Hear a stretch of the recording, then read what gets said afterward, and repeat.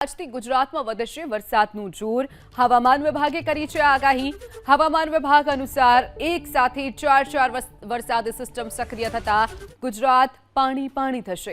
રાજ્યભરમાં ભારે વરસાદ વરસી શકે છે, જેમાં આજે રાજ્યના 13 જિલ્લાઓમાં વરસાદનું યલો એલર્ટ જાહેર કરવામાં આવ્યું છે।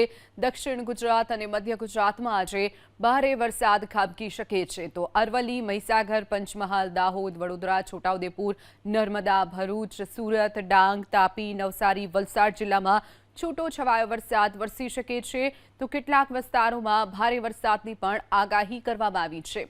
ગુજરાતમાં અત્યાર સુધીમાં સિઝનનો 65% વરસાદ વરસી ચૂક્યો છે, તો હજુ પણ આજે વરસાદ વરસી શકે છે। કેટલાક જિલ્લાઓમાં ભારે તો કેટલાક જિલ્લાઓમાં છૂટોછવાયા વરસાદની આગાહી હવામાન વિભાગે કરી છે, તો કેટલાક જિલ્લાઓમાં યલો એલર્ટ પણ વરસાદને લઈ અને આપવામાં આવ્યું છે।